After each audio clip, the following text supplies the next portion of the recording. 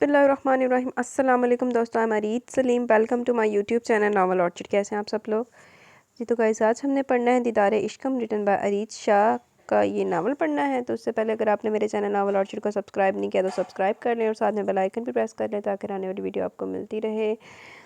और आप कह रहे होंगे आज फिर आ गई आज। तो आज आने का मकसद ये है कि आज मेरे से पढ़ा नहीं जा रहा। मतलब मेरे ना शुक्र अल्लाह का पेपर बड़ा अच्छा हो गया, लेकिन अभी सर में बहुत दर्द हो रही है और नहीं सोने की कोशिश की थी तो सोया गया नहीं क्योंकि आसपास बातें हो रही थी। फिर मेरे से सो नहीं सकी। फिर मैंने कहा चलो यार, पहले तो ये प्लान था थोड़ा सा पढ़ लेती हूँ, लेकिन फिर मैंने कहा रिकॉर्डिंग करके नमाज़ पढ़ के हटी हूँ, रिकॉर्डिंग करके तो फिर मैं ना सो जाऊँगी। फिर सुबह देखी जाएगी, सुबह इंशाल्लाह सारी तैयारी कर लूँगी।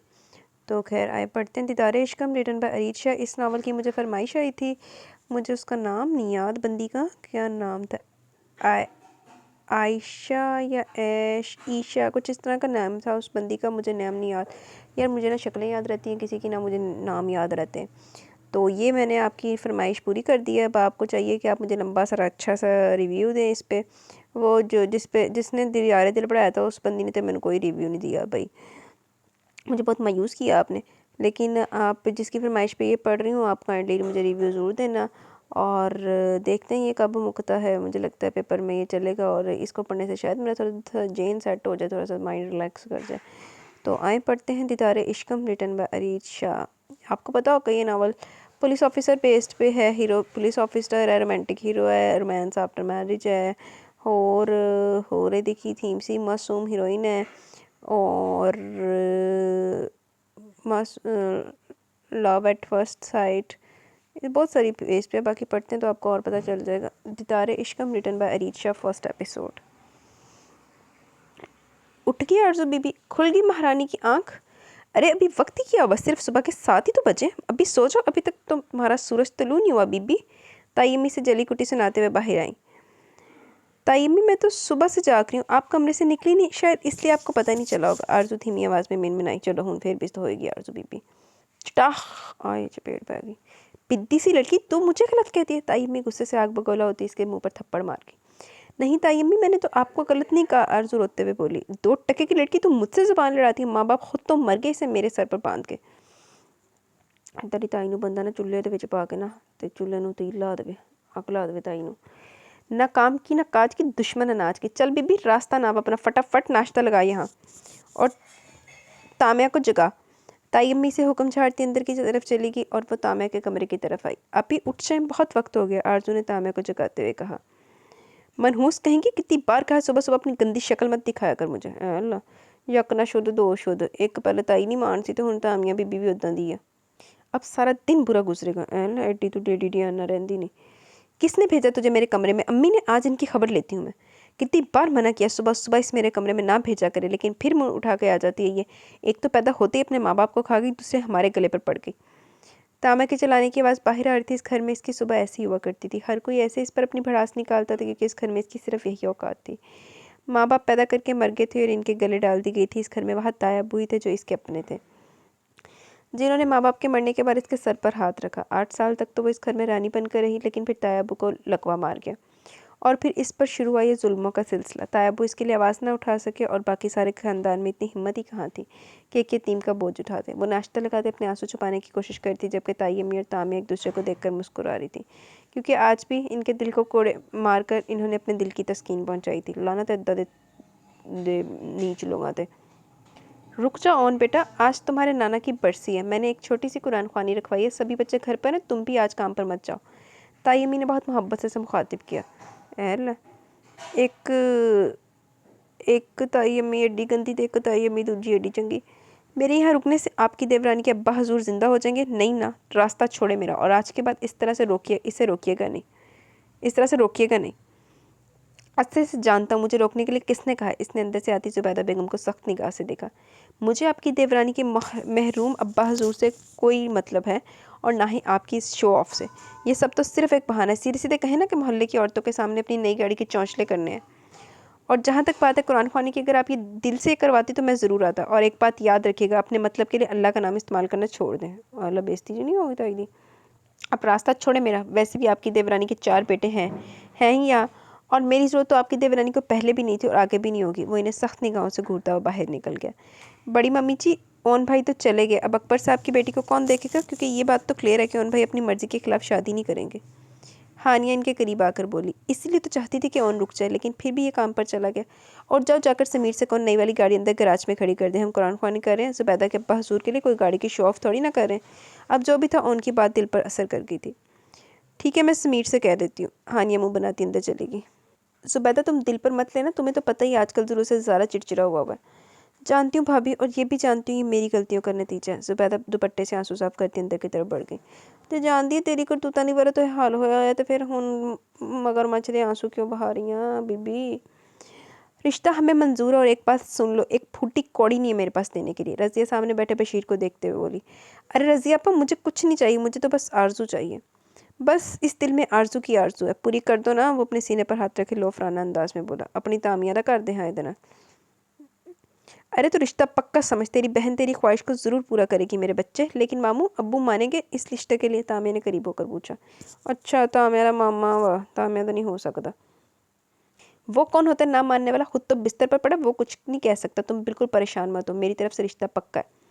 और इसकी फ़िक्र मत करो, उस्मान से भी अभी जाके बात कर लूँगी, तुम बस निकाह की तैयारियाँ करो। रज़िया से कहते हुए अंदर की तरफ आ गई। दादी ताई ने ना बंदा अकला दे। बदबख्त औरत, तुम्हारी हिम्मत कैसे हुई मेरी बच्ची का निकाह तय करने की? उम्र देखी इसकी 40 से ऊपर है।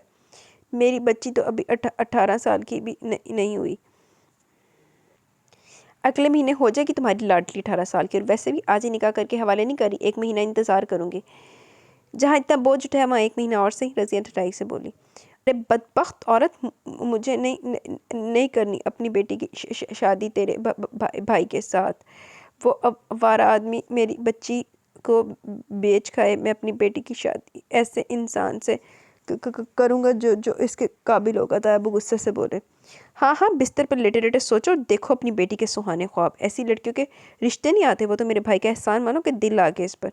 बकवास बंद करो। क्या कि तुम अपनी बेटी का हाथ ऐसे शख्स के हाथ में दे सकती हो जो दिन रात शराब में डूबा रहे, जैसे खाने पीने का होश भी ना हो, अपना एहसास ना किसी अपने का? क्या इसे इंसान को अपनी बेटी का हाथ दोगी?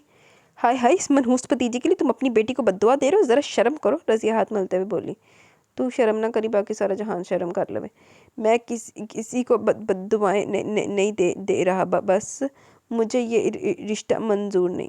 ठीक है, अगर तुम इस रिश्ते को कबूल नहीं करते तो ठीक है, मैं और मेरे बच्चे चले जाएंगे यहाँ से हमेशा के लिए। तुम अपनी भतीजी के साथ यहीं रहो। मैं इस लड़की को इस घर में मज़ीद बर्दाश्त नहीं कर सकती। बस बात ख़त्म। हाय ताया अबू तो मार के काट देनो बार। ठीक है, अगर जाना चाहती हो तो चली जाओ, मैं नहीं रोकूंगा। मैं अपनी बेटी को कभी ऐसे जाहल इंसान के हवाले नहीं करूँगा। सुन रही हो तुम? तायब्बू चिल्लाते हुए बोले। तायब्बू के चिल्लाने की आवाज़ बाहर तक आ रही थी। वो तो हमेशा से इस घर पर पहुँचती, हमेशा से तायब्बू के लिए मुश्किलें पैदा करती रही थी, और आज इसकी वजह से इनकी बीवी और इनके बच्चे इसे छोड़कर जा रहे थे। दिमाग ख़राब हो गया तुम्हारा? तुम्हारा ताया अभी जिंदा है, वो लड़ सकता है तुम्हारे लिए। खबरदार जो ऐसी बात दोबारा की। तायब्बू गुस्से से बोले। नहीं तायब्बू, आप मेरे लिए नहीं लड़ेंगे। एल आज ने जाना तामिया दी मामी बन के दौर फिट्टे मुँह आरजू तेरे थे। मैं नहीं चाहती कि मेरी वजह से इस घर में मज़ीद कोई बदमज़गी पैदा हो। आरजू देवी। बस ताई अम्मी जहाँ कह रही हैं आप रिश्ते के लिए हाँ कर दें, मुझे मंजूर है। वो आंसू साफ करते हुए बोले। लेकिन तेरे ताया को मंजूर नहीं है मेरी बच्ची। मैं तेरे साथ इस तरह का कोई जुल्म नहीं होने दूंगा। ये लोग तुझसे दिन रात काम करवाते, मैं तुझ पे हाथ उठाते हैं इसलिए कि तू, मैं कभी कुछ नहीं बोल पाया, लेकिन तेरी ज़िंदगी बर्बाद नहीं होने दूंगा। मैं आपसे कुछ मांगूँ आप देंगे? आरजू रोते हुए बोली। हाँ मेरी बच्ची, तू क्या चाहती है बता तो सही। ताई अम्मी को घर छोड़कर मत जाने दीजिएगा प्लीज़, मैं ये बोझ नहीं सह सकूँगी। दादी ताई मेरे बना धक्के मार के कड्डे तो पीछे ताया ते भतीजी दोनों ठाठ ना रहो। मेरे को मशवरे नहीं लेते यार ये कोई। आप रिश्ते के लिए हाँ कर दें, मुझे मंजूर है। बताया अबू के गले लगकर फूट फूट कर रोने लगी। हाय रीज करा दे फिर अदा रिश्ता है नाल ही। ताया अबू दे बल्कि ताई अम्मी दे भरा दे नाल। वो कॉलेज के लड़के वाले केस का क्या हुआ? ओन ने अंदर कदम रखते हुए पूछा। हाँ, इसकी डिटेल निकाल कर मैंने आपके ऑफिस में रखी है सर, आप चेक कर लीजिएगा। तुम तो छुट्टियों पर जाने वाले थे, गए क्यों नहीं? ओन ने अपनी कुर्सी पर बैठते हुए पूछा। जी सर, आज से मैं छुट्टियों पर जा रहा हूँ। वो तो मैं आपको ये कार्ड देने आया था, कांस्टेबल ने कार्ड टेबल पर रखा। शादी मुबारक हो, मैं आने की कोशिश करूँगा। ओन ने कार्ड देखा। मैंने भी ले जाइए, खाना शाना अच्छा होगा तो मैंने भी ले जा। मेरे पास तो नहीं, कपड़े भी पड़े हुए हैं। सर एक पर्सनल सवाल पूछूं, बुरा तो नहीं मानेंगे? ये सवाल पर्सनल सवालों का, ये वक्त पर्सनल सवालों का नहीं है रेयान, लेकिन पूछ लो, बुरा नहीं मानूंगा। वो मुस्कुराते हुए बोला। आप शादी कब करेंगे सर? रेयान ने मासूमियत से पूछा। क्यों, तुमने मेरी शादी पर भंगड़े डालने हैं? भंगड़े भी डाल लेंगे सर, आप शादी तो करें। रेयान ने मुस्कुरा कर कहा। जब कोई लड़की लगे कि इस काबिल की शादी कर लूँ तो कर लूँगा। और ने मुस्कुरा कर जवाब दिया। सर आपको किस टाइप की लड़की चाहिए? मेरा मतलब आपको बड़ी मम्मी कह रही थी कि पूछ लूँ, रेयान बोला। अब वो बात की तह तक पहुंचा था। तुम फिक्र मत करो रेयान, इन्हें मैं खुद जवाब दे दूंगा। अब तुम जाओ। इसे जाने का ऑर्डर देकर फिर से अपने काम में मसरूफ हो गया। इन्हें रोके तायबू, मैं आपके आगे हाथ जोड़ती हूँ, प्लीज़ इन्हें घर छोड़ के मत जाने दे। आरजू तायबू के सामने हाथ जोड़ती ताई की तरफ भागी। बंद कर ये ड्रामे, तेरी वजह से हुआ ये सब कुछ तेरी वजह से हुआ। तू मेरा शौहर मुझे घर से निकाले, यही चाहती थी ना तू? जिस दिन से आई मेरा सुकून बर्बाद कर रखा है तूने। मैं तुझे कभी माफ़ नहीं करूँगी आरजू। मेरे भाई का रिश्ता है तो तू नखरे दिखा रही है। मैं जानती हूँ ये आग तूने लगाई है। तो ये मत सोचना कि मैं तुझे ऐसे ही माफ़ कर दूंगी। घुट घुट के मरेगी तो बद्दुआ है मेरी तुझे। ताई ऊंची आवाज़ में चिल्लाती हुई बोली। आरजू भाग कर तायबू की कुर्सी के करीब आई। तायबू रोक ले, मैं आपके सामने हाथ जोड़ती हूँ, प्लीज़ ना जाने दे। रोक ले। वो उस्मान के सामने बैठी हाथ जोड़ते हुए रोने लगी। मैं शादी करने तैयार हूँ, मेरी वजह से ताई अम्मी को ना जाने दे, आपको मेरी कसम। तायबू, हाय हाय, मुझे अपनी कसम ना दे और जाने दे इन लोगों को यहाँ से। ये अपने लिए मुझसे तेरी कुर्बानी मांगते हैं। तायबू, मैं आपको अपनी कसम दे चुकी हूँ, अब आप कुछ नहीं बोलेंगे। आरजू भागते हुए ताई के करीब आई। खुदा के लिए मैं बशीर मामू से शादी करूँगी, अब घर से नहीं जाए। अल्लाह, हाय वे मेरे सिर च पहले बड़ा दर्द होता है। आरजू ने होर सिर च दर्द ला दी।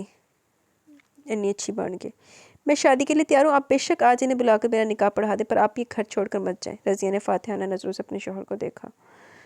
हाय नी रज़िया, कुंडियाँ च फंस जा जाके। ठीक है, अगर आरजू शादी के लिए तैयार है तो मुझे भी मंजूर है, लेकिन मेरी एक शर्त है। जब तक आरजू की तालीम मुकम्मल नहीं हो जाती तब तक ये रुखसत नहीं होगी। जहाँ तक सवाल निकाह का, तो जब तुम चाहो निकाह करवा देना, क्योंकि तुम्हारा भाई सिर्फ निकाह करेगा, खिलाने की हिम्मत नहीं है इसमें। कम अज़ कम मेरी बच्ची में इतना हौसला तो हो कि वो खुद कमा सके। तायबू ने बहुत मुश्किल से अपनी ज़ुबान की लड़खड़ाहट पर काबू किया। आज इनके अपने बच्चों की वजह से इनकी यतीम भतीजी की ज़िंदगी बर्बाद हो रही थी। पहले दसना सी तायबू, लड़खड़ाहट से काबू पाया सी मैं भी पा लेंदी। क्या कहा है आपने रेयान से? आज के बाद मेरे वर्कर के सामने आप ऐसी कोई बात नहीं करेंगी, समझिए आप? वो घर आते ही ताई अम्मी के कमरे में आया था। अरे बेटा, मैंने ऐसी कोई बात नहीं की, वो तुम्हारे साथ आया था 24 घंटे। मैंने सोचा इससे पूछ लूँ तुम्हें किस किस्म की लड़की पसंद है। ताई अम्मी ने कहा, मुझे जिस किस्म की लड़की पसंद होगी मैं इसे अपने घर ले आऊँगा।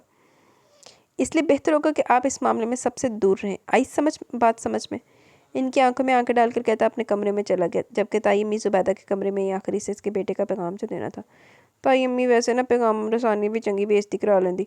मुंडा तो बहुत ही बदलियाज जिहा बदीद।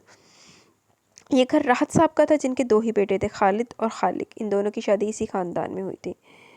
राहत साहब ने अपने दोनों बेटों की शादी अपने चचाजाद भाइयों की बच्चियों से कराई। वो दोनों भी आपस में कज़न थी, हमेशा से अच्छी बनती थी। अनीसा और जुबैदा दोनों ने हंसी खुशी इनका घर संभाल लिया। जल्दी जुबैदा के घर खुशखबरी आ गई। नीसा ने हर मुमकिन तरीके से इसका ख्याल रखा। वो हर वक्त इसके साथ रहती। जुबैदा के घर 4 बेटे और पैदा हुए। इनका घर इनके बच्चों से महकता खुशगवार हो गया था, जबकि अनीसा की तरफ से कोई खबर न आई। इलाज करवाने के बाद डॉक्टर ने बताया कि अनीसा कभी माँ नहीं बन सकती। अनीसा के लिए सदमा बहुत बड़ा था, वो अंदर ही अंदर घुटने लगी।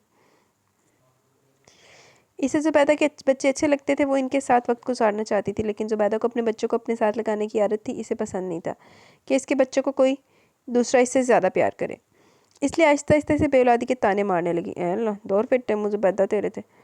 इसके ताने अनीसा के दिल को लगते, लेकिन खामोश हो जाती। वो अपनी इस कमी का कुछ नहीं कर सकती थी। इसी तरह पता चला कि जुबैदा फिर से माँ बनने वाली है, जिस पर खालिक का कहना था कि मज़ीद बच्चे नहीं चाहते और ना ही वो मज़ीद कोई जिम्मेदारी उठा सकता है। जुबैदा को भी मज़ीद बच्चे की ख्वाहिश न थी। इसने हर मुमकिन तरीके से इस बच्चे को दुनिया में न लाने का सोचा, लेकिन जिसकी रोज़ी खुदा ने दुनिया में लिखी है वो दुनिया में ज़रूर आकर रहता, और ऑन भी एक ऐसा ही बच्चा था। इसकी पैदाइश पर जुबैदा को काफ़ी तकलीफ सहनी पड़ी। मरी तो फेर नहीं जुबैदा, जबकि अनचाही औलाद होने की वजह से जुबैदा और खालिक ने दोनों ने इस पर ध्यान ना दिया। जब इसे औलाद के वालिदैन की ज़रूरत थी तब वो इससे दूर रहते। वो 7 साल की उम्र में ही समझ गया इस घर में इसकी अहमियत वैसी नहीं जैसी बाकी बच्चों की है। दादा अब्बा इसे बहुत प्यार करते। घर में अपनी अहमियत न देखते वो 10 साल की उम्र में हॉस्टल चला गया।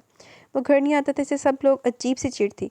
सबसे ज़्यादा खार वो हारिस से खाता था जो इसकी माँ का सबसे लाडला बच्चा था। जब ओन इससे दूर होने लगा तो इन्हें भी एहसास होने लगा कि वो इनकी गैर जिम्मेदारी की वजह से इनसे दूर हो रहा है। वो अक्सर घर में भी ये बात छेड़ देते तो नतीजा ये निकलता कि वो आपका लाडला है इसलिए इसकी बहुत साइड लेते हैं, जबकि सबसे ज़्यादा बिगड़ा हुआ भी वही है। अब्बा को अक्सर ही ओन की वजह से काफ़ी सुननी पड़ती, जिसके बाद वो ओन को डांट देते और फिर ओन सोचता कि इससे कोई प्यार नहीं करता। लेकिन फिर एक दिन ताई अम्मी ने बताया कि वो अनचाही औलाद है इसलिए इससे कोई प्यार नहीं करता। ओन के छोटे जहन के लिए झटका बहुत था, लेकिन अनीसा की नीयत ऐसी न थी। वो कोई ज़ुबैदा से इंतकाम लेना नहीं चाहती थी। वो तो बस ओन के आंसू साफ करी थी कि ज़ुबैदा वहाँ कर इसे ताने मारने लगी कि वो इसकी औलाद को इससे दूर करना चाहती है। जिस पर अनीसा ने कहा कि मैं ऐसी औलाद को तुमसे क्या दूर करूँगी जिसे तुम पैदा ही नहीं करना चाहती थी। तुमने खुद से दूर कर रखा है। बेध्यानी में न जाने कब इसके मुँह से ऐसी बात निकली। ओन इस लफ्ज़ का मतलब भी नहीं समझा था, लेकिन गाली से कम न लगी और ओन की दुनिया हिल गई। इसे अपनी ज़ात से नफ़रत होने लगी। एक अनचाही औलाद ये सोच भी इसे खुद से नफ़रत करने पर मजबूर कर देती। बाद में नीसा के घर में बारी बारी 2 बेटियां पैदा हुई। बेऔलादी का बताना तो ख़त्म हो गया, लेकिन उनकी ज़िंदगी पर लगा अनचाही औलाद का इल्ज़ाम ना ख़त्म हुआ। फिर वो बदतमीज़ हो गया। हर बात में घर वालों से लड़ाई झगड़ा करने लगा। शुरू में इसने बहुत मार खाई। फिर दादा ने इसे बचाने के लिए इसे हॉस्टल भेज दिया। वो घर में दादा का लाडला मशहूर था। सब बच्चे दादा के करीब होने की कोशिश करते, लेकिन उन्हीं ने सबसे ज़्यादा प्यारा था। बहुत छोटी उम्र में वो इसके जज्बात से आगाह हो गए थे। दादा ये समझ चुके थे कि अपनी छोटी सी उम्र में वो बहुत बड़ी बातों को मतलब समझ चुका है। इसने एक जगह पढ़ा था एक इस औरत को माँ कहलाने का हक नहीं जो अपनी औलाद को कत्ल करना चाहिए। इस दिन के बाद इसने ज़ुबैदा को माँ कहकर नहीं पुकारा। ज़ुबैदा यही डिज़र्व करती है। और सबसे ज़्यादा बदतमीज़ी भी वो इसी से करता था। बाकी घर में किसी को मुँह लगाना पसंद नहीं करता, लेकिन माँ को जलाने के लिए ताई के करीब रहता, जबकि कभी कभी इसे भी मुँह न लगाता। इसकी माँ से नफरत देखकर वह ज़ुबैदा को सबसे ज़्यादा अजीज़ हो गया। ज़ुबैदा इसे अहमियत देने लगी कि घर में सबसे ज़्यादा इसे चाहने लगी, लेकिन इसे अहमियत की ज़रूरत न थी। लेकिन अब ओन के दिल में इसके लिए कोई गुंजाइश न बची थी। घर में सब इसे कहते कि ओन इतना बेहिस्सा कि अगर इसकी माँ मर भी जाए तो भी वो इसके करीब नहीं आएगा। लेकिन इन सब बच्चों की नफरत का निशाना तब बना जब दादा ने मरने से पहले अपना घर ओन के नाम कर दिया। इसके बाद सभी बहन भाइयों को इससे चिढ़ होने लगी। ताई अब्बू को लगता था कि इनके साथ नाइंसाफ़ी हुई है, वो इसलिए इससे नफरत करते थे, जबकि अब्बू का कहना था इन बाकी बच्चों के साथ नाइंसाफ़ी हुई है। लेकिन इस सब के बावजूद भी ओन को इस सब की बात से कोई फ़र्क न पड़ता था कि मरने के बाद इस पर जो कुछ पाबंदियाँ थी वो भी ख़त्म हो चुकी थी। वो अब ज़्यादा बदतमीज़ हो चुका था। वो किसी की कोई बात नहीं मानता था। पढ़ाई में अपने सारे बहन भाइयों में सबसे ज़्यादा होशियार था। अब्बा इसे डॉक्टर बनाना चाहते थे, लेकिन इसने पुलिस फ़ोर्स ज्वाइन कर ली। सब कुछ तय पा चुका था। इस जुम्मे आरज़ू का निकाह था। अम्मी ये तो निकाह के बाद भी रुखसत नहीं होगी। अब्बा ने कहा जब तक इसकी पढ़ाई नहीं मुकम्मल ना हो जाए तब तक ये यहीं हमारे सीनों पर मोंग तलेगी। तामे ने रज़िया के करीब बैठते हुए कहा, अरे मेरी बच्ची तू फिक्र मत कर, एक बार निकाह होने दे फिर तू देख मैं कैसे से यहाँ से रफू चक्कर कराती हूँ। हाय हाय कितने मोटे मच्छर फिर रहे हैं। 40 साल का हो गया बशीर, अब तक शादी नहीं हुई। हर दूसरी औरत को देखकर आहें भरता है। इस दिन मैंने बातों बातों में जिक्र छेड़ दिया कि तुम्हारा निकाह तो आरज़ू के साथ भी हो सकता है। फिर तो पीछे पड़ गया। हाय बेचारी आरज़ू कितनी खूबसूरत और किसके पल्ले पड़ गई, तामिया ने हंसते हुए कहा। तामिया दवी ने वैसे किसी लूले लंगड़े ना होवे। इसकी माँ भी ऐसी थी, इसलिए तो जहाज़ेब का इस पर दिल आ गया और कॉलेज से एक दिन अचानक निकाह करके ले आया। फिर क्या था, ख़ानदान में किसी ने कबूल ही नहीं किया। इसको घर से निकाल दिया। फिर एक दिन खबर मिली कि जहाज़ेब और इसकी बीवी समीना का एक्सीडेंट हो गया। ये मनहूस बच गई और वो दोनों मर गए और तुम्हारे अब्बा इस पर तरस खाकर यहाँ ले आए और इस दिन से ये मेरे सर पर नाच रही है, रज़िया ने बताया। बस अम्मी अब तो जान छूट रही है ना इससे, और लगे हाथ मामू का भी काम हो गया। बीवी भी मिल गई, मुफ्त की नौकरानी भी। बड़ी है ये, अपने आप को मुझसे ज़्यादा खूबसूरत समझती है। 2 टके की लड़की, मेरे बाप के पैसे पर पलने वाली। तामिया ज़ुबान से जहर उगलती उठकर अपने कमरे में चली गई। तामिया बीबी तेरी भी ज़लालत ना होनी है। जबकि किचन में ताई अम्मी के लिए चाय बनाती आरज़ू अपने माँ बाप के जिक्र पर तड़प उठी थी। ऐसे कैसे इस जुम्मे का निकाह रख लिया? अरे हम भी इसके कुछ लगते हैं, हमें बताए बगैर कैसे इसकी शादी करें आप? ज़ुबैदा ने फिक्रमंदी से कहा। अरे बस बस, साल साल तो अपनी भतीजी की खबर नहीं लेती हो तुम, और अब जब हम अच्छे तरीके से इसका निकाह करें तो तुम्हें रिश्तेदारियाँ याद आने लगी, रज़िया ने गुस्से से कहा। नहीं भाभी ऐसी बात नहीं, मैं तो बस ये कह रही हूँ कि अब वो अभी बहुत छोटी है, 18 साल की भी नहीं हुई। इस तरह से अचानक निकाह, सिर्फ निकाह करें, अभी रुखसती नहीं होगी। रुखसती पढ़ाई के बाद ही करेंगे। बस तुम इस जुम्मे को निकाह पर आ जाना, यही बताने के लिए फ़ोन किया था। बस इतना कह के रज़िया ने फ़ोन रख दिया। परसों जुम्मा था। ज़ुबैदा तो ये सोचकर परेशान होने लगी कि अभी कल तक तो इसकी भतीजी बच्ची थी और आज अचानक इसका निकाह हो रहा है। अल्लाह मेरी बच्ची के नसीब अच्छे करे। जब आरज़ू के वालिदैन का निकाह हुआ, ज़ुबैदा के माली हालात ऐसे न थे कि वो किसी और बच्चे का बोझ उठा सके, और फिर उस्मान भाई ने इसके सर पर हाथ रख दिया था। ये भी सच था कि जितने अच्छे तरीके से अपने ताए के घर पर रहती, इतने अच्छे से पप्पो के घर पर रह नहीं सकती थी। बहुत सोने तरीके से रह रही होते। लेकिन फिर जब इन्हें पता चला कि उस्मान को लकवा होने के बाद इसकी हैसियत एक नौकरानी से ज़्यादा नहीं तो अपनी भतीजी को लेने जा पहुंची, जिस पर रज़िया ने इन्हें जलील करके निकाल दिया कि पहले हम खिलाते पिलाते रहे, अब किसी कामकाज के लायक हुई तो तुम इसे साथ लेके जा रही हो। जुबैदा को ये सुनकर अफसोस हुआ कि रज़िया को 8 साल की आरज़ू कामकाज के लायक लगी थी, लेकिन वो कुछ नहीं बोल सकती थी। उमर यार, मैं कुछ नहीं खरीद रहा, ना ही मैं रेयान की शादी पर जाने में इंटरेस्टेड हूँ, इसलिए मुझे अपने साथ घसीटने की ज़रूरत नहीं है। तो अकेले जाओ और जो कुछ लेना वो खरीद के ले आ। और यार क्या हो गया तुझे? रेयान ने कितने खलूस से हमें शादी पर बुलाया और हम नहीं जाएंगे तो इसे कितना बुरा लगेगा। उमर ने समझाने की कोशिश की। बस बात ख़त्म, और वैसे भी आज कोई ख़ास काम भी नहीं है, 2-4 दिन में शादी है, तो ये काम निपटा के मुझे बाहर मिल, क्योंकि रियान ने शादी पर फैमिली के साथ बुलाया और मिसबा की तबीयत ठीक नहीं, इसकी चीज़ें भी लेने मैं नहीं जाना। उमर ने कहा। मतलब तू लेडीज शॉपिंग करेगा और मैं तेरे साथ रहूँगा? ओन ने से घूरा। यार तू भी कर लेना मेरी होने वाली भाभी के लिए। उमर ने आंख दबाई, जिस पर ओन मुस्कुराया। एक उमर ही था जिसकी किसी बात का बुरा नहीं मानता था, इसका बचपन का दोस्त, इसके हर राज का साथी। चलो कोई तो है जिन ओन मुँह ला लेंदा।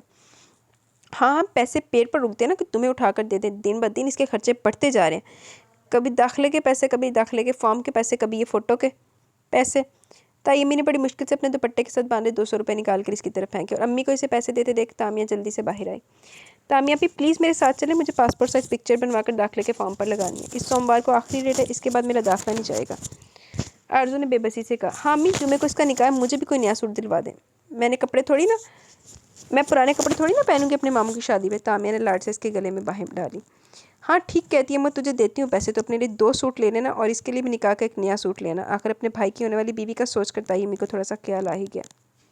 अरे अरे अम्मी, इसके लिए सूट की क्या ज़रूरत है? वो जो मैंने आयमा की शादी पर पहना था बिल्कुल नया, वो पहन लेगी। आपको अंदाज़ा भी है ब्राइडल ड्रेस कितने महंगे। चल तू मेरे साथ। अम्मी के हाथ से पैसे लेते से बिना कुछ कहने का मौका दिए वो इसका हाथ थाम कर बाहर की तरफ चलने लगी। रुके, आप भी नकाब तो करने थे। आरजू जल्दी से बोली। उफ़, क्या तुम्हें घुटन नहीं होती इसमें? दामे ने पीछे से नागवारी से कहा। जबकि ये वो बाहत मामला था जिसमें आरजू किसी की परवाह नहीं करती थी। वो इसकी बात सुने बगैर भाग कर अंदर गई, अपना बाया उठाकर पहना और जल्दी से नकाब कर लेने लगी। लेकिन अफसोस फ़ोटोशॉप की दुकान पर जाते ये नकाब उतर जाना था, क्योंकि इसकी तस्वीर के बगैर इसका दाखिला जा नहीं सकता था और तायब्बू की ख्वाहिश थी कि वो अपनी तालीम मुकम्मल करे। तामिया से फ़ोटो मेकर की दुकान पर छोड़कर खुद शॉपिंग मॉल चली गई और कहती है कि जब इसकी तस्वीर बन जाए वो मार्केट के नीचे खड़ी होकर इसका इंतज़ार करे। तकरीबन 15 मिनट में वो तस्वीर बनवाकर मार्केट के नीचे खड़े होकर इसका इंतज़ार करने लगी। इसे यहाँ खड़े 1 घंटे से ऊपर हो चुका था, लेकिन तामिया न जाने कहाँ थी। काफ़ी देर इंतज़ार करने के बाद इसने सोचा क्यों ना तामिया के पास ही चली जाए, क्योंकि यहाँ करीब खड़े कुछ लड़के बार बार इसे घूर कर देख रहे थे, जिसकी वजह से उसे उलझन हो रही थी। कुछ सोचते हुए मार्केट के अंदर जाने लगी कि अचानक सामने से आते एक आदमी से बुरी तरह टकराई। वो इससे माफ़ी मांगने लगी, जबकि वह आदमी ज़मीन पर बैठा अपनी चीज़ें समेटने लगा। इसके साथ एक और आदमी भी खड़ा था। आई एम रियली सॉरी, मेरी गलती की वजह से हुआ ये। ओन ने अपने बिल्कुल करीब से आवाज़ सुनी सी, ऐसा लगा जैसे कोई अपना इसे पुकार रहा हो। ओन के दिल ने इसे देखने की ख्वाहिश की तो इसने नज़र उठाकर इसकी तरफ देखा, लेकिन नकाब में होने की वजह से इसका चेहरा नहीं देख सका, लेकिन आंखें कमाल थीं। ओन का इसकी आंखों से नज़र हटाने का दिल ना किया। ओन ने ज़मीन पर गिरा एक लिफाफा उठाया, लेकिन अगले ही लम्हे वो लड़की किसी को पुकारती मार्केट से बाहर निकल गई। सुने, आपका सामान गिर गया। ओन ने इसे पुकारने की कोशिश की, लेकिन वो तेज़ी से मार्केट से बाहर निकल गई। ओन बाहर तक इसके पीछे गया, लेकिन वो लड़की कहीं गायब हो चुकी थी। ओन ने लिफाफा खोला, इसे देखने लगा। इस लिफाफे में 4 पासपोर्ट साइज तस्वीरें और 30 रुपये थे। इसने एक तस्वीर उठाकर देखी और फिर देखता ही रह गया। ऐसा नहीं था कि इसने पहले कभी हुस्न नहीं देखा था, लेकिन इस कदर मासूमियत। इसे 100% यकीन था ये इस तस्वीर इसी लड़की की है। इसका लबो लहजा, इसका बात करने का अंदाज, इसकी तस्वीरें, इसका दिल धड़का गई। ओन ने बेख्तियार दिल पर हाथ अपने धड़कते दिल पर रखा। वो लड़की चलेगी क्या? उमर ने इसके पास आकर पूछा। हाँ, लेकिन ज़्यादा दूर नहीं जा पाएगी। ओन ने मुस्कुराते हुए कहा। क्यों, तुम जानते हो इसे? उमर ने पूछा। नहीं, लेकिन जानना पड़ेगा, आखिर सारी ज़िंदगी गुजारनी है। ओन अभी तक इस मुलाकात के ज़रिए असर था। ओन, मेरे भाई तो ठीक है ना? उमर ने पूछा। ये लड़की आगे ज़िंदगी में तो बिल्कुल ठीक हो जाऊंगा। ओन ने जवाब दिया। नाम भी जानता है इसका जो पहली नज़र में मजनू बन गया? उमर ने कहा। मिस उस्मान। ओन ने लिफाफे के पीछे से नाम पढ़ा और फिर मुस्कुराया। मैं इस मिस उस्मान को मिसेज ऑन बनाने में कम से कम वक्त लगाऊंगा। मुझे इस लड़की का एड्रेस चाहिए। ओन ने सीरियस अंदाज में कहा। ओन, तूने इसे ठीक से देखा भी नहीं है। सिर्फ एक तस्वीर की बिना पर तू कैसे कह सकता है कि तू इससे शादी करेगा? ये सिर्फ एक तस्वीर है, तस्वीरों से मोहब्बत नहीं होती। उमर अभी बोल ही रहा था कि ओन ने इसका हाथ पकड़कर अपने दिल पर रखा। आज तक ये दिल किसी के लिए इतने ज़ोर से नहीं धड़का। यकीन कर, इसे मेरे लिए बनाया गया, वरना मुझे ये इशारा नहीं मिलता। ओन ने तस्वीर की तरफ देखा। उमर ने तस्वीर देखने की कोशिश की, लेकिन ओन ने अपनी मुट्ठी बंद कर में रख ली। हद मेरा भाभी है तेरी। ओन ने घूर कर इसे देखा। अबे तस्वीर नहीं दिखाएगा तो ढूंढेंगे कैसे? इससे उमर ने घूरा। आहो, तेनों फोटो तो खांदा, एडा तू रहंदा नहीं। रहने दे, मैं खुद ढूंढ लूँगा। ओन मुस्कुराते हुए तस्वीर साथ लेकर आगे बढ़ गया। कुछ समझ ना आया का कॉन्सेप्ट, जबकि उमर को ये पहली नज़र का प्यार लगा। उमर को ये पहली नज़र के प्यार का कॉन्सेप्ट कुछ समझ में ना आया। वैसे एक बात तो बता, अब कहाँ से ढूंढेगा इस लड़की को? एक बार तस्वीर ही दिखा दे, शायद मैं इसे जानता हूँ, उमर ने इसके साथ चलते हुए कहा, जबकि वो वापस इसी ज्वेलरी शॉप में जा रहा था जहाँ से वो भी आए थे। अबे तेरे साथ मसला क्या? हाँ, मैंने कहा ना मैं ढूंढ लूँगा, और तुझे तो मैं फ़ोटो हरगिज़ नहीं दिखाऊंगा। मैं नहीं चाहता कि मेरी होने वाली बीवी को किसी की काली नज़र लगे। इसने उमर की आंखों की तरफ इशारा करते हुए कहा, जिसकी आंखों का रंग गहरा स्याह था। अस्तगफुरुल्लाह, मेरी नज़र काली? ओ भाई, रंग और नीयत में फ़र्क होता है। वो मेरी भाभी जैसी है, उमर ने इसे दिलासा देते हुए कहा। ओए, वो तेरी भाभी जैसी नहीं, वो तेरी भाभी है, और ये बात आइंदा याद रखना। लेकिन हम वापस क्यों जा रहे हैं ये तो बता। इसे वापस शॉप की तरफ जाते देखकर वो पूछने लगा, फ़ोटो तो इसने वैसे भी नहीं दिखानी थी, तो इस मौजूद से हटना ही बेहतर समझा। यार पहली बार देखी तेरी भाभी, इसके लिए कोई गिफ्ट लूँगा, ओन ने कहा। ए लो, पहली बार वेखन तक भी गिफ्ट है। जबकि उमर मुंह खोले खड़ा था। आखिर एक ही दिन में इस आदमी को हो क्या गया था? कल तक तो ये शादी के नाम से भाग रहा था, और तेरी भाभी किए जा रहा था। इसने इस शॉप से खूबसूरत सा ब्रेसलेट लिया। कैसा ही? इसने उमर को दिखाते हुए पूछा। बहुत खूबसूरत, और अल्लाह मिस उस्मान को नसीब करे, उमर ने मुस्कुरा कर कहा। मिस उस्मान ने मिसेज ऑन बोल, मैं बर्दाश्त नहीं कर सकता इसके नाम के साथ किसी और का नाम, ओन ने आंखें दिखाते हुए कहा। उस्मान ज़रूर इसका बाप होगा। उमर ने जतला कर कहा, क्योंकि लिफाफे पर मिस उस्मान लिखा था, मिसेज उस्मान ने। जो भी हो, लेकिन अब वो मिसेज ऑन बनकर रहेगी, ओन ने मुस्कुरा कर कहा, तो उमर भी मुस्कुरा दिया।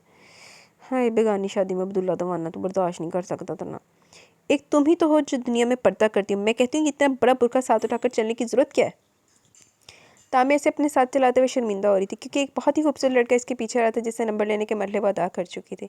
आरजू से नज़र छुपाकर इसने मार्केट से निकलने की कोशिश की थी, क्योंकि वह लड़का इसके पीछे आ रहा था, जबकि आरजू भागते हुए इसके साथ आ पहुंची थी। और आरजू को मुकम्मल तौर पर नकाब में देखते हुए लड़का पीछे हो गया। शायद लड़के में थोड़ी शर्म बाकी थी, और अब तामिया को इस पर गुस्सा आ रहा था। बताओ कि तुम बहुत खूबसूरत हो, बहुत पाकीज़ा, दुनिया के सब लड़के अयाश हैं जो तुम्हें देखेंगे। तामिया अब भी इस पर अपना गुस्सा निकाल रही थी। हाय, दौर फिटे मुँह तेरे थे तामिया बीबी। आप ही बात पाकीज़गी और खूबसूरती की नहीं, बात हुक्म किया, और जब ये हुक्म नाजिल हुआ कि तब दुनिया की सबसे खूबसूरत औरत ने दुनिया के सबसे पाकीज़ा मर्द से पर्दा कर लिया था, तो हमारी क्या औकात? आरजू ने एक नाकामसी से समझाने की कोशिश की। मेरे सामने ये लेक्चर मत दिया करो। आरजू खामोशी से चलना है तो चलो, वो इसे डांटते हुए आगे बढ़ गई। ऐसे कैसे गुम होगी? पैसे तो बेटा दरख्त पर उगते हैं, जो हर चीज़ तुम गुम करके आ जाती हो। अब दिमाग मत चाटो, जाओ यहाँ से। परसों तुम्हारा निकाह, तैयारी करो, इसके अगले दिन चली जाना फ़ोटो बनवाने, और सोमवार को दाखिला भेज देना। ताई ने एहसान करते हुए इसकी बात का जवाब दिया। ताई ने 200 रुपये विच मौत पाई नहीं। इसने घर में कदम रखा तो ताई ने इसका इंतजार करती हुए इग्नोर करता अपने कमरे की तरफ जाने लगा, जबकि इसे देखते इसके पीछे आई। बेटा, आज मैंने तस्वीरें मंगवाई थी, इनमें से किसी लड़की को पसंद कर लो। ताई अम्मी भी बोल रही थी कि उन्होंने तस्वीर लेकर टेबल पर फेंक दी। बेटा, ये तस्वीरें? ताई अम्मी कुछ बोलने की कोशिश की। ज़रूरत नहीं है, इनकी मैं लड़की पसंद कर चुका हूँ। कुछ देर में इसका सारा बायोडाटा निकाल कर आपको इसके घर भेज दूंगा, ओन पुरसुकून अंदाज में कहा। तुमने लड़की पसंद कर ली? ये तो बहुत खुशी की बात है। मैं भी तुम्हारी माँ को बता के आती हूँ। ओन जो मुस्कुरा कर इनके चेहरे के एक्सप्रेशन देख रहा था, अपनी माँ का जिक्र सुनते बदमज़ा हुआ। अब आप जाएँ, मुझे आराम करना है, इसने बदतमीजी से कहा, जबकि इसका बदलता मिजाज देकर अनीसा फ़ौरन कमरे से बाहर निकल गई। नींद जैसे आंखों से रूठ चुकी थी, इसका ख्याल आते दिल फिर से धक धक करने लगा। इसने देखते और अपने सीने पर हाथ रखा। आज पहली बार पता चला कि पहली नज़र में मोहब्बत हो जाती है। इसने मुस्कुराते हुए इसकी तस्वीर निकाली, और इसके चेहरे के एक एक नकूश को अपनी नज़रों के हिसार में लेने लगा। वो इतनी हसीन ना थी, लेकिन न जाने क्यों इसे बहुत हसीन लग रही थी। छोटी छोटी आंखें, छोटी सी नाक, छोटे छोटे सुर्ख होंठ।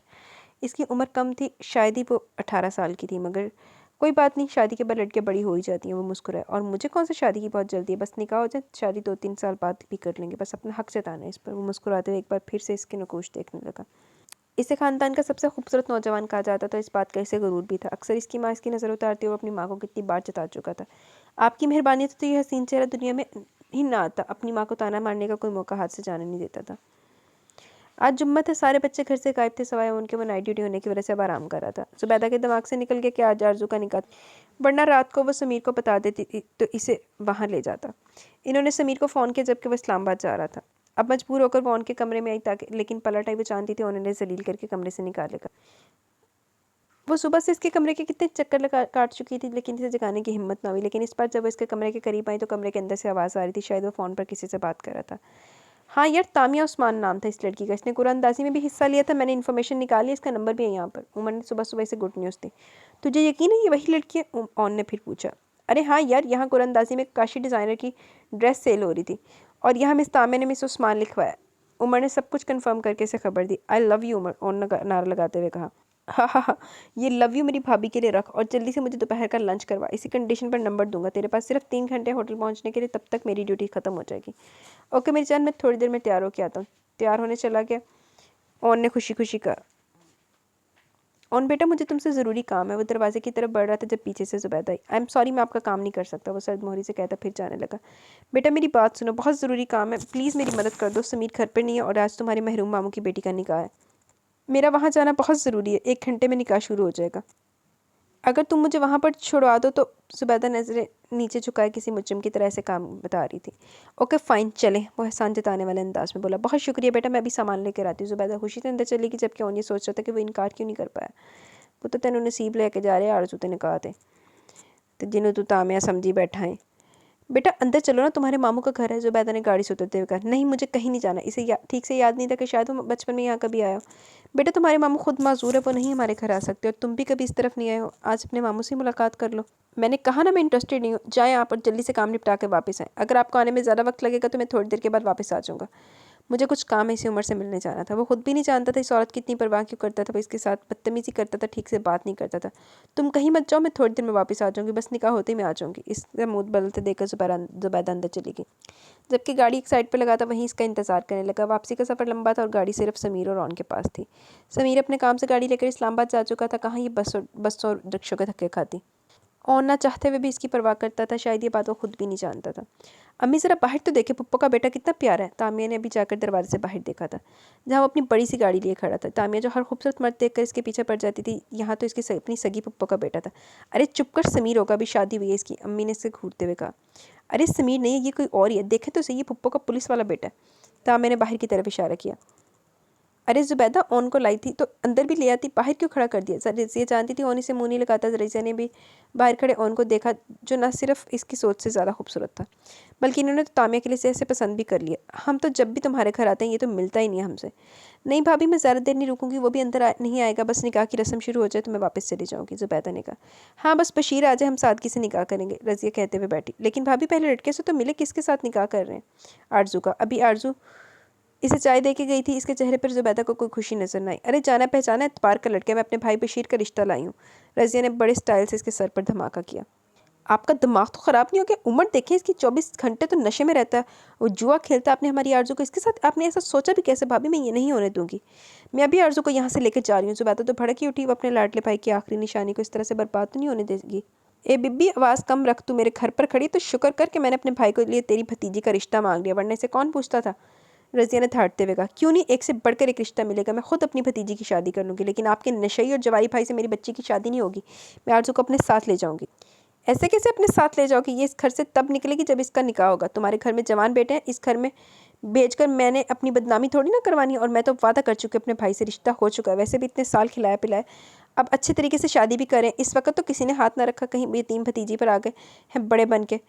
रज़िया ने फाड़ खाने वाले अंदाज में कहा। भाई आपकी नज़रों के सामने इतना बड़ा जुल्म हो रहा, आप कुछ बोलते क्यों नहीं? वो अब उस्मान की तरफ आई। आरजू इस रिश्ते के लिए तैयार है, उस्मान साहब ने नज़र झुकाते हुए कहा। लेकिन मैं तैयार नहीं हूँ, मैं नहीं होने दूंगी अपनी भतीजी के साथ इतनी बड़ी ज़्यादती। ज़ुबैदा ने एक नज़र इनके झुके हुए सर को देखते हुए कहा।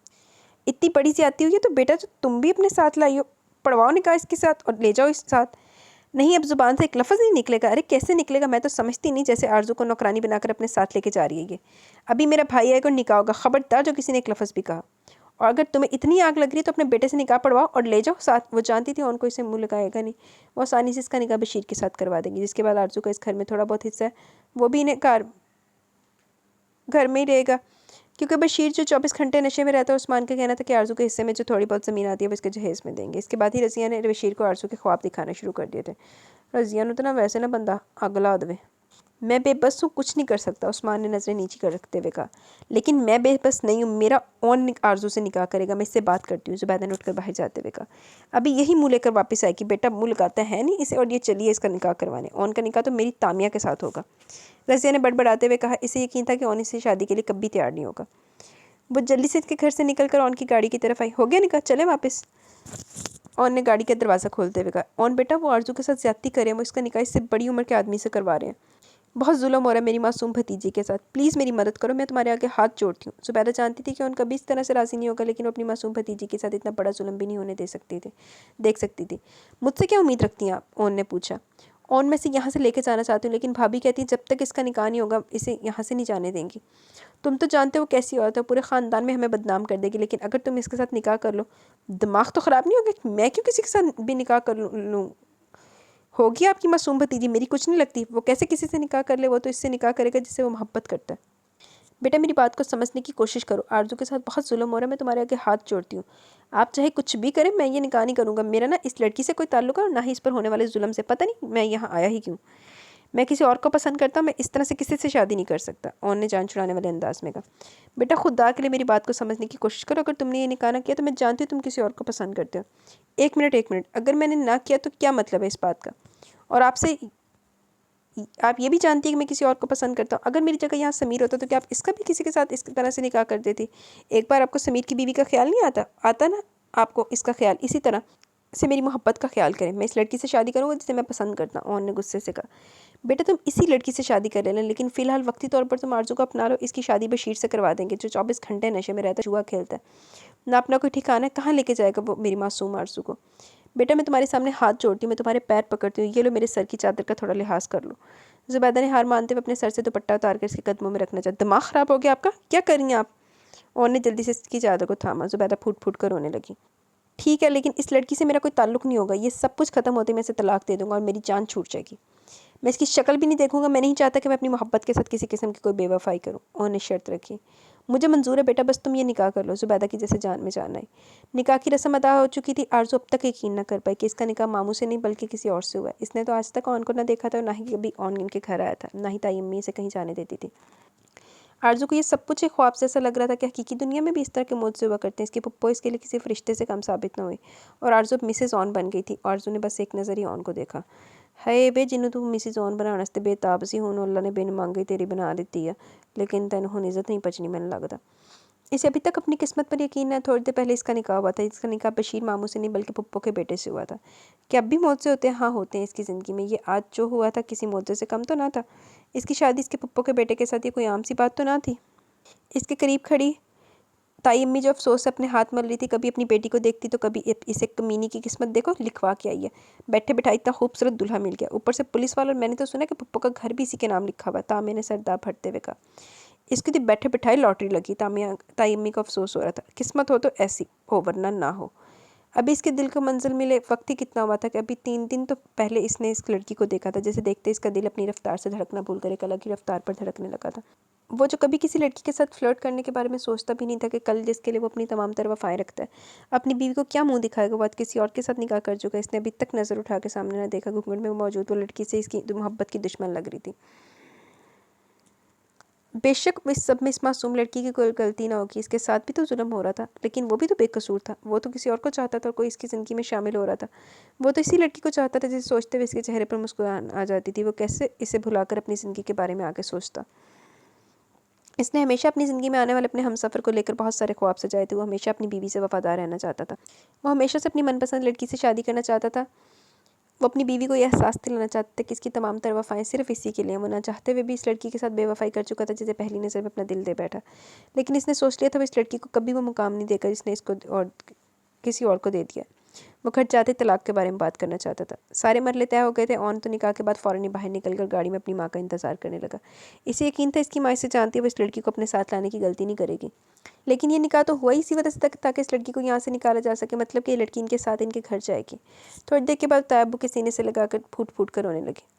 ना मेरी बच्ची अब मत रो, अल्लाह ने करम कर दिया, सब कुछ ठीक हो गया। अल्लाह तुझे तेरे नसीब की हर खुशी दे। मुझे यकीन है कि ऑन तेरा ख्याल रखेगा, तुझे खुश रखेगा, तुझे कभी तन्हा नहीं छोड़ेगा। बस इसके साथ वफादार रहना, मुझे तेरी तरफ से कोई शिकायत ना मिले। तायब्बू ने इसके सर पर हाथ फेरते हुए कहा। जबकि निकाह से पहले तामे अपने कमरे में जा बंद हुई, जबकि ताई अम्मी किचन के बर्तन ऐसे धो रही थी जैसे इसे ज़रूरी है और आज कोई काम ना दो। वो सारी ज़िंदगी इस घर में काम करती आई थी, लेकिन इन लोगों के पास कितना वक्त नहीं था कि जाने से पहले से एक बार गले लगा कर अलविदाई कर देते। आहो तो ऐ उन्हों की खातर इदा के बेज़मीरे लोगों की खातर मामू निकाह करना से तैयार हो गई सी। फूफो ने इसका हाथ थाम और बाहर ले जाने लगी। बेटा घूंघट कर लो, मैं नहीं चाहती मेरी खूबसूरत सी बहू को किसी की नज़र न लगे। फूफो ने इसका चेहरा घूंघट में छुपाते हुए शरार से कहा। अल्लाह फूफो घूंघट करा ला, तेरा घूंघट नहीं काम ख़राब करना। जबकि ये सोचकर इसके कान सुर्ख हो रहे थे कि अपनी पप्पो की भतीजी नहीं बल्कि बहू बन के इनके घर जा रही है। सारे रास्ते इसका दिल बेतरतीब धड़कता रहा। वो दोनों पीछे बैठी थी जबकि ऑन आगे गाड़ी चलाता इन दोनों से बेनियाज था। पप्पो आरजू के साथ साथ ऑन के दिल की हालत भी समझती थी। अभी 3 दिन पहले तो अनीसा ने इसे बताया था कि वो अपने लिए किसी लड़की को पसंद कर चुका और ये बहुत जल्दी ने इसके घर में रिश्ता लेने के लिए भेजने वाला है। लेकिन इन्हें यकीन था वो लड़की जो भी कोई होगी आरजू से ज़्यादा अच्छी तो ना होगी और आरजू को अपनी जिम्मेदारी पर यहाँ लाई थी इसके निकाह में। और अभी इन्होंने सोच लिया था वो उनको आरजू के लिए ज़रूर मनाएंगी। इन्होंने घर पहले ही खबर कर दी थी कि वो आज उनकी दुल्हन ला रही है। अनीसा ने तो सारी तैयारी कर ली थी। वो जानती थी आरजू शुरू से यह एहसास कमतरी का शिकार है। वो अब तक अपने घर में आए हर इंसान को मोहब्बत से मिलती थी तो आरजू तो इनके सबसे लाडले भतीजे की दुल्हन थी। ये अलग बात अलग थी कि उनकी इस पर रजामंदी शामिल न थी, लेकिन ऑन के साथ कोई ज़बरदस्ती भी नहीं कर सकता था तो कुछ ना कुछ तो ऑन की मर्ज़ी भी शामिल थी इस निकाह में, जहाँ तक अनीसा का ख्याल था। इसलिए अनीसा ने हर मुमकिन कोशिश से आरजू का इस्तकबाल खूबसूरत बनाया और जबकि इन दोनों के घर के दरवाजे पर छोड़कर निकल चुका था। क्या तेरा निकाह कब हुआ और तूने मुझे क्यों नहीं बताया? इतनी जल्दी क्या थी निकाह की? अभी 2-3 डेट मारते, एक दूसरे से मिलते, एक दूसरे को समझते और तूने डायरेक्ट निकाह कर लिया और मेरे छवारे। उमर सदमे से बोला, बकवास बंद कर, मेरी शादी इस लड़की से नहीं हुई बल्कि समीर की अम्मी की भतीजी से हुई है। वो उमर के सामने ज़ुबैदा को हमेशा समीर की अम्मी कहकर बुलाता था। और तूने निकाह कर लिया? अरे इन्हें बताता तो सही, तू किसी और को पसंद करता है। उमर को अफसोस हुआ था, पहली बार तो उसके दोस्त ने किसी को चाहा था। बताया था लेकिन वो लड़की मुसीबत में थी, अगर मदद ना करते तो उसकी शादी किसी जवारी और शराबी इंसान से हो जाती। और सच में अगर ऐसा होता तो यार बहुत बुरा होता। मुझे तो ये जानकर अफसोस हुआ कोई लड़की अभी बालिग भी नहीं है। और वैसे भी मैंने इन लोगों को बता दिया मैं इसे तलाक देकर इसी लड़की से शादी करूंगा जिसे मैं चाहता हूँ और मुझे भी यही उम्मीद है कि मेरी मर्ज़ी के खिलाफ कभी कुछ ऐसा नहीं करेंगे। इसलिए मुझे इस बात की कोई खास टेंशन भी नहीं है। ऑन ने कहा तो उमर भी बेफिक्र हो गया। लेकिन फिर भी यार वो तेरी बीवी तो है। मैं नहीं मानता और अगर मैं इसे बीवी वाली अहमियत ही नहीं दूंगा तो फिर वो मेरे पीछे नहीं आएगी। 1 हफ्ते के अंदर अंदर तलाक का सारा इंतजाम करवा के तलाक दूंगा पहले ही से। और ने अपना प्लान बताया। खूबसूरत है? उमर ने पूछा। होगी मेरी बला से, मुझे क्या लेना देना? मुझे जिससे लेना देना आरजू खूबसूरत है या नहीं, वो खूबसूरत है या नहीं। ऑन ने बेसाख्ता अपने दिल पर हाथ रखा, ना जाने कि जब भी वो इसका नाम लेता था इसका दिल ज़ोर से धड़कता था। आज पार्टी करते हैं, ऑन ने कहा। आज तेरी शादी मेरी पार्टी के पीछे पड़ा, उमर ने कहा। ये शादी नहीं सिर्फ एक कॉन्ट्रैक्ट है इस लड़की को बचाने के लिए, पर अब वो बिल्कुल ठीक है इस घर में। और वैसे भी कौन सा मैंने इसे अपनी बीवी तस्लीम करना जो मैं इसके पास जाऊँगा, ऑन ने समझाया। इनकी पार्टी रात 2 बजे तक चलती रही। 2 बजे के बाद उन्होंने अपने घर वापस आ गया। वो घर वापस आया तो अपने बेड पर इसे बैठा देखकर इसे करंट लगा। हिम्मत कैसे हुई तुम्हारी मेरे कमरे में मेरे बेड पर बैठने की? वो गुस्से से धड़ा घूंघट में बैठी आरजू सहम कर रह गई। मम्मा मैंने नहीं, वो फुप्पो आपकी मम्मा ने मुझे, मैं वो क्या मैं लगा रखी है तुमने? दफ़ा हो जाओ यहाँ से। ऑन फिर से धड़ा। मम्मा मैं कहाँ जाऊँ? आरजू मिनमिनाई। मेरी बला से भाड़ में जाओ, वो गुस्से से बोला। तुम सीधे तरीके से नहीं मानोगी। ये कहते हुए वो आगे बढ़ा, इसके चूड़ियों से भरा हुआ हाथ थामा, घूंघट उठाने की जहमत के बगैर इसे घसीटता हुआ कमरे से बाहर ले जाने लगा। सुने मम्मा मेरी बात सुने। मैं इस वक्त कहाँ जाऊँगी? खुदा के लिए मैं बीवी हूँ आपकी। वो हिम्मत करके बोली, नहीं हो तुम मेरी बीवी। नहीं, मैं मानता तुम्हें अपनी बीवी। मेरी बीवी बनकर मेरे कमरे में, मेरे घर में, मेरे कमरे में, मेरे बेड पर सिर्फ और सिर्फ मेरी मनचाही लड़की आएगी जिससे मैं मोहब्बत करता। तुम जैसे 2 टके की लड़की नहीं। आरजू के अंदर कुछ टूटा था। हाँ वो इससे मोहब्बत नहीं करती थी लेकिन उसका शौहर था इसकी ज़िंदगी में आने वाला पहला शख्स जो किसी और से मोहब्बत करता था। हाय वैसे यार ऐसा होना चाहिए कि छड़ दे तू आरजू ने तलाक दे दे तो जाके तामिया दे नाल अपना घर वसा। फिर तामिया ने जो तेन छित्तर मारे फिर तेन पता लगा कि फिर तू घूंगड़ चुकी। फिर तेन तामिया आरजू की जगह ते जो तामिया सच्ची मुझी वाली तामिया निकली। फिर तेन तेरे वगैरह फिर चंड बजेगी सही। फिर तुम्हारे साथ वो होगा जैसा मुँह वैसे चपेड़। मेरी नज़रों में तुम्हारी कोई औकात नहीं। तुम इस घर में सिर्फ मेरी माँ की बहू बनकर आई हो, मेरी बीवी नहीं। और इस औरत को मैं अपनी माँ का दर्जा नहीं देता तो इसकी बहू को मैं अपनी बीवी कैसे कबूल करूँगा? एक ही झटके में इसे कमरे से बाहर करके दरवाज़ा इसके मुंह पर बंद कर दिया। आरजू से सकते हुए वहीं दरवाजे के साथ बैठ की थी। ये थी इसकी नई ज़िंदगी की नई शुरुआत। इसके शौहर ने एक बार घूंघट उठाकर इसका दीदार तक न किया। वो दरवाजे के साथ बैठी रो रही थी जो इसका शौहर इसके मुँह पर बंद कर किया था। तो अब भी घूंघट लाना। सुबह अज़ान के वक्त जब ज़ुबैदा नमाज अदा करके ने बाहर निकली तो इसे ऑन के कमरे के बाहर बैठा देखकर परेशान हो गई। वो भाग कर इसके करीब आई। तो सारी रात आधी रात में ज़ुबैदा ने खबर नहीं लेती कि मेरी गंदी औलाद आके की करेगी। आरजू मेरी जान तुम यहाँ क्या कर रही हो? वो इसके करीब बैठकर बोलने लगी जब आरजू उनके सीने से लगकर रोने लगी। आरजू बच्चा मैंने तुम्हें बताया तो था वो गुस्से का तेज़, और तुम कमरे से निकल कर क्यों बैठ गई? वो इसे पहले बता चुकी थी कि ऑन गुस्से का बहुत तेज़ है, इसे प्यार से ट्रीट करना होगा। अचानक शादी की वजह से शायद वो शादी को भी कबूल नहीं कर पाया। पप्पा मैं नहीं उन्होंने निकाल दिया। वो रोते हुए बोलती एक बार फिर से इनके सीने से लगी। ना मेरा बच्चा तुम रो मत, मैं हूँ ना, मैं बात करती हूँ इससे, सब कुछ ठीक हो जाएगा, तुम परेशान मत हो। सारी रात यहीं बैठी रही हो, उठो मैं तुम्हें जरीश के कमरे में छोड़ के आती हूँ। पप्पा ने ताईमी की बेटी का नाम लेते हुए इसे उठाया। वो कमरे में ले जरीश सो रही थी। बेटा तुम यहाँ पे आराम करो, इन्होंने जरीश के साथ इसके लिए जगह बनाते हुए कहा। ये महरिश और जरीश का बेडरूम था, तायमी की दोनों बेटियों का। जरीश अक्सर इसके घर आती थी और कल शाम जब आरजू इस घर में आई थी तो इसने बहुत अच्छे तरीके से इसका वेलकम किया, जबकि महरिश हॉस्टल में रहती थी। तुम यहाँ आराम करो, मैं जरीश को बता दूंगी, इसे कहते हुए अलमारी की तरफ आई और वहाँ से एक ड्रेस निकाला। बेटा तुम ये वाला ड्रेस पहन लो, इन्होंने आराम दे सूट इसकी तरफ बढ़ाया और कमरे से बाहर निकल गई। पाँव उठ कर जरीश कहे कि हाँ बीबी, तू मेरा सूट नवा कितने को पूछ के पाया।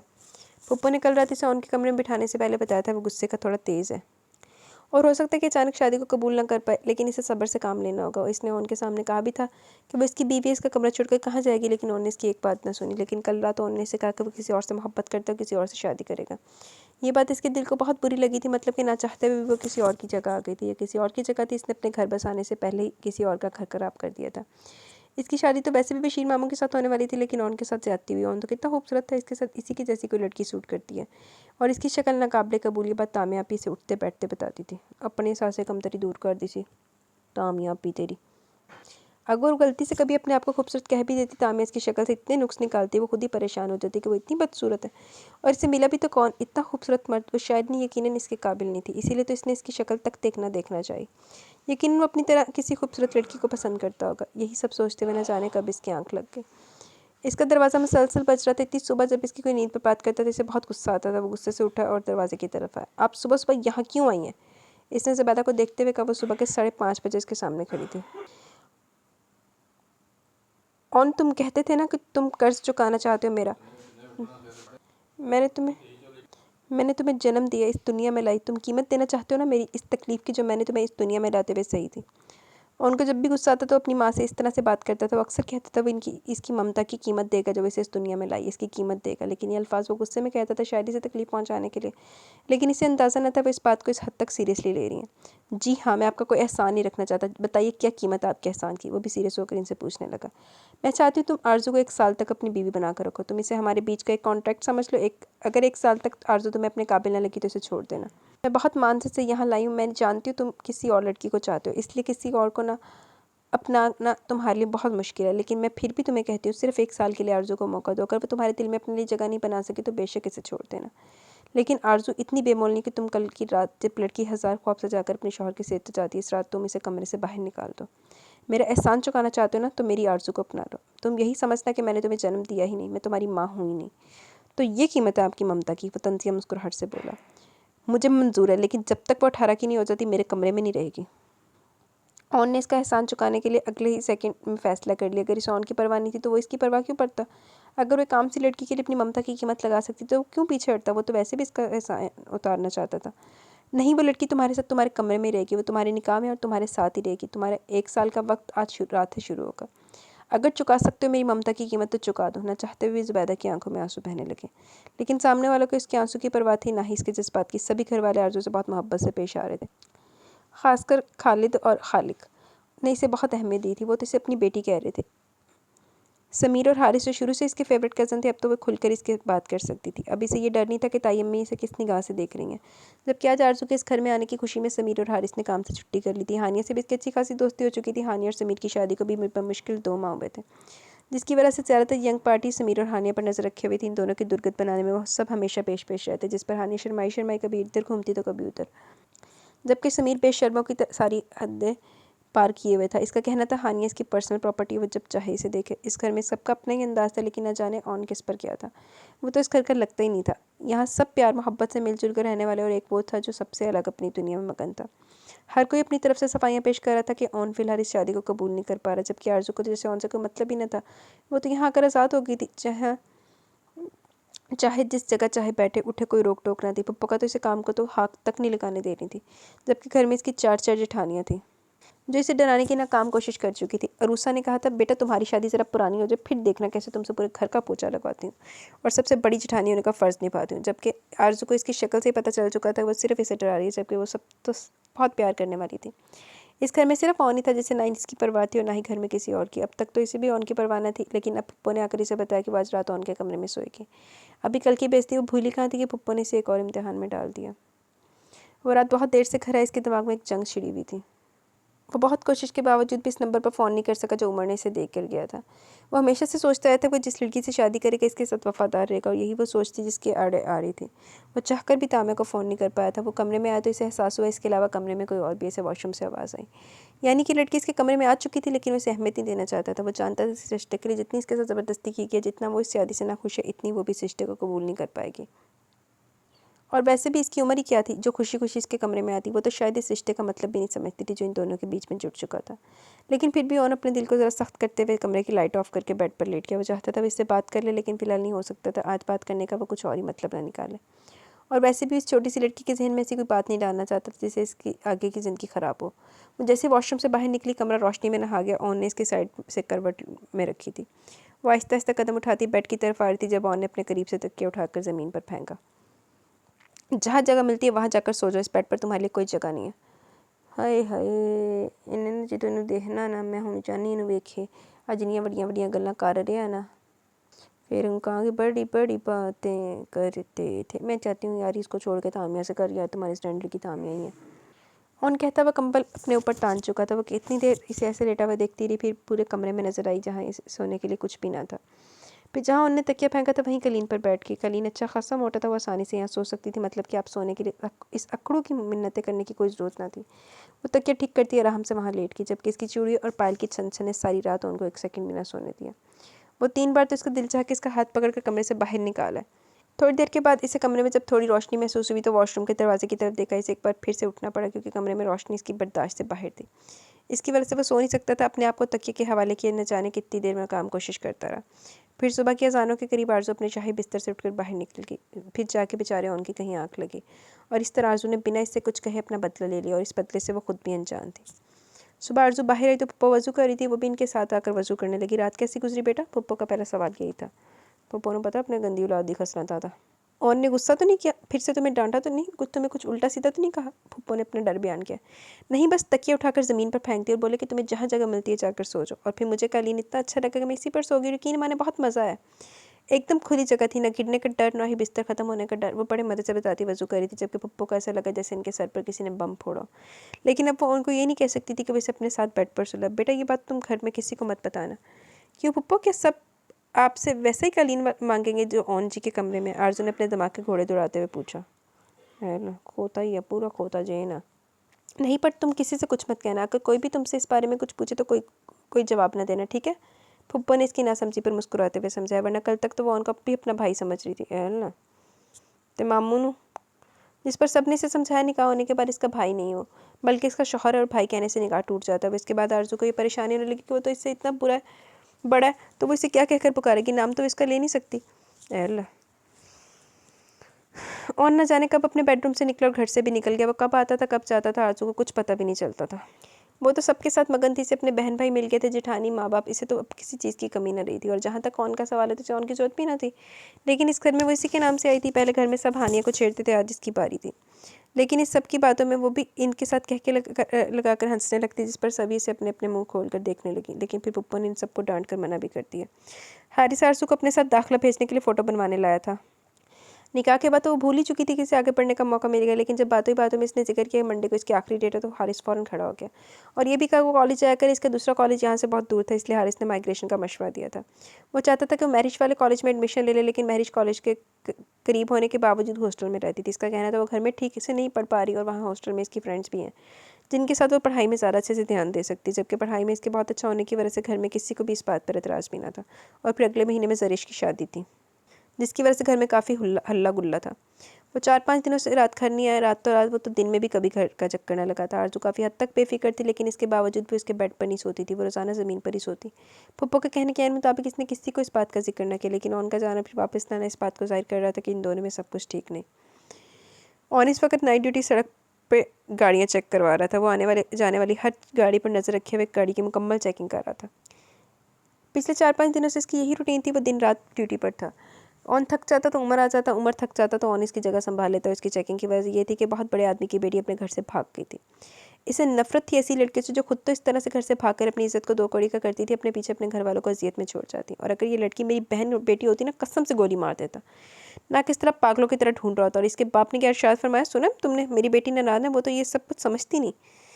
ऑन और उमर अपनी भड़ास एक दूसरे को सुना रहे थे। यार 4 दिन से ठीक से नींद भी पूरी नहीं हुई। मिसबा भी नाराज़ है, इससे कुछ दिन पहले वादा किया था 4-5 दिनों की छुट्टी लेकर इसे घुमाने लेकर जाऊंगा, और यहाँ 4-5 दिन से अटका हुआ हूँ। यार ये वाला मसला नहीं होता तो मैं तेरी छुट्टियों का कुछ बंदोबस्त कर देता। ऑन ने इसके कंधे पर हाथ रखा। कोई बात नहीं यार, मुझे तो तेरी टेंशन हो रही है। अभी तेरी शादी को दिन ही कितने हुए थे कि यहाँ सड़क पर बिठा दिया। भाभी के भी कुछ अरमान होंगे, क्या सोचती होगी बेचारी। बस बस, मेरी फिल्म की दुकान, कोई अरमान नहीं है तेरी भाभी के, और तेरी इस भाभी को मैं तेरी भाभी रहने भी नहीं दूंगा। बस कुछ वक्त की तो बात है, फिर इसे छोड़ दूंगा। ऑन ने अपना प्लान बताया। मतलब ऑन, तो अपनी माँ की शर्त को लेकर सीरियस नहीं है? बिल्कुल भी नहीं। एक लड़की के लिए मेरी माँ मुझसे ये कहती है कि इसे अपना लोगे तो मेरा एहसान चुका लोगे। उम्र की एक माँ ऐसे अल्फाज कह सकती है, वो भी इस लड़की के लिए जिसे इस घर में एक दिन नहीं हुआ। मैं मानता जो कुछ भी हुआ इसमें इस लड़की का कोई कसूर नहीं, लेकिन फिर भी इसकी वजह से मेरी माँ मुझसे इस तरह से बात कर रही है। ठीक है, मैंने गुस्से में जो कह दिया था कि मैं आपका ये एहसान भी नहीं रखना चाहता, मगर इसका ये मतलब तो नहीं कि मेरी माँ मुझे जन्म देने की कीमत मांगे। वो औरत वाकई माँ कहलाने के काबिल नहीं है। ऑन ने कहा तो उमर नफ़ी में गर्दन हिलाकर एक साइड हो गया। वो चाह कर भी इसे कुछ नहीं समझा सकता था। आसिन, यहाँ पर पुलिस क्यों है? तामिया ने परेशानी से कहा। सारी गाड़ियों की चेकिंग हो रही, तुम फिक्र मत करो बेबी, मैं संभाल लूँगा। ऐसे पुलिस वालों को संभालना मुझे आता है, इसलिए तो तुम्हें दिल दिया बेबी। मुझे पता है तुम ऐसी सिचुएशन से नहीं घबराते। तामिया ने सार होने वाले अंदाज में बोली। है तेरी तो करतूत। बेबी आज डिनर के बाद मेरे फ्लैट पर चलो ना, कल वादा तुम्हें शॉपिंग करवाऊंगा। हाँ हाँ, कल शॉपिंग पर चलूंगी बेबी, लेकिन आज फ्लैट पर नहीं चल सकती। तुम्हें तो पता है मेरी माँ मुझ पर नज़र रखते रहती है। कहाँ से आई हो, कहाँ गई हो, पता नहीं क्या क्या। सॉरी बेबी, फ्लैट में जाने का प्लान हम और किसी दिन बनाएंगे। तुम माइंड तो नहीं करोगे ना? तामिया ने होशियारी से इसे अपने झांसे में फंसाते हुए कहा। ऑफ कोर्स नॉट बेबी, जब तुम ईजी रहो। लड़के ने अपने अरमानों पर पानी फेरते हुए कहा। कोई बात नहीं बेबी, हम तो वैसे भी कल शॉपिंग में मिल रहे हैं ना। तामिया ने फिर से बात का आगाज किया। टक टक टक। ऑन ने गाड़ी की खिड़की पर अपना डंडा बजाते हुए दस्तक दी। हाँ भाई, कौन है तू? लड़की को कहाँ लेकर जा रहा है? ऑन ने अपने मखसूस अंदाज में कहा, जबकि उनको देखकर तामिया के रोंगटे खड़े हो चुके थे। शायद नहीं, यकीनन ऑन ने इसे नहीं पहचाना था। वो इनके घर भी कभी नहीं आया था, और निकाह वाले दिन तो इसने नज़र उठाकर किसी की तरफ देखा तक न था। जी सर, दोस्त है, इसे घर ड्रॉप करने जा रहा हूँ।